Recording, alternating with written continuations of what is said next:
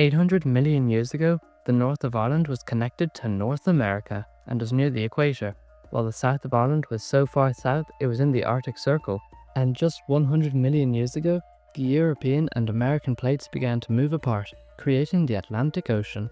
So what's moving all this around? Part of the Earth's crust, called the lithosphere, is split into big sections known as plates. These plates float on the layer below them, called the asthenosphere, and the way they move is called plate tectonics. There are lots of these plates scattered all over Earth, and they drift slowly, about the same rate that your fingernails grow. These plates weren't always where they are now, and the Earth didn't always have 7 continents.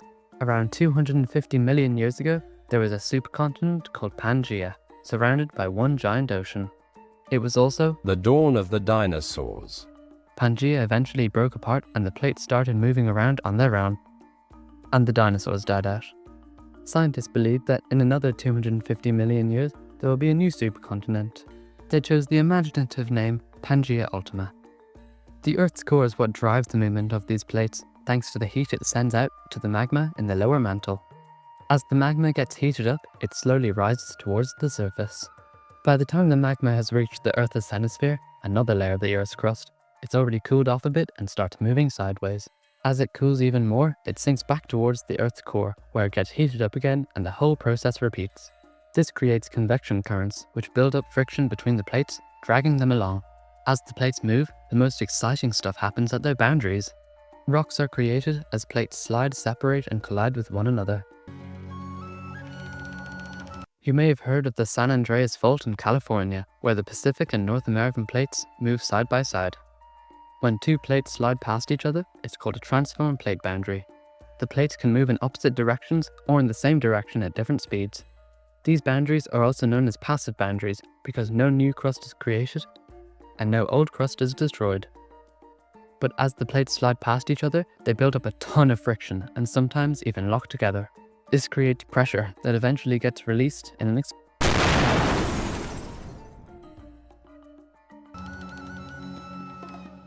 Divergent plate boundaries found on the Earth's surface are responsible for continental breakup. Early stages of this can be seen in East Africa. The crust in this area was damaged when the African and Eurasian plates collided. Large magma plumes caused the crust to warp upwards and fracture. After the continental breakup, a mid-ocean boundary forms, and convection currents in the mantle keep pushing the plate apart, leading to seafloor spread. Magma rises from the mantle, making its way through cracks in the crust. Once it reaches the ocean floor, it cools quickly because of seawater and solidifies into new crust. Over time, the crust builds up, forming an underwater mountain range, or what we call a mid-ocean ridge. Between convergent plate boundaries, the older, heavier plate slowly slides under the younger, lighter plate. And there are 3 types of convergent plate boundaries: oceanic-oceanic, oceanic-continental, and continental-continental. Oceanic boundaries are mostly hidden beneath the sea. When 2 oceanic plates collide, they create a deep ocean trench where the plate is subducting. The heat from the mantle melts the plate, and as the magma rises to the surface, volcanic activity kicks off. Over time, this leads to island arcs forming as underwater volcanoes break through the surface. Continental crust is much lighter than oceanic crust, so when these plates collide, the oceanic plate is subducted under the continental plate. Then it sounds like this plate boundary just copied the other one, because when these two collide, an ocean trench is formed again. Shocking, I know.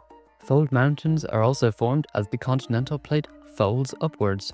Then, the oceanic plate melts in the mantle and creates magma and then volcanoes. But wait, I say before you click off the video, continental plate collisions are much more unique compared to the other two.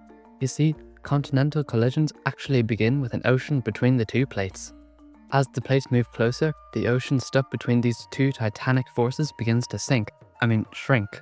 The sediments on the ocean floor are compressed and buckle upwards. The pressure between the 2 plates fractures the edges and forces them up into fold mountains.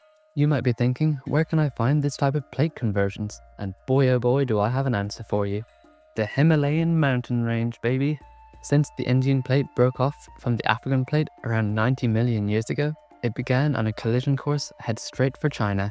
It eventually hit the Eurasian plate and gave birth to the Himalayan mountain range and a lovely friendship between India and China.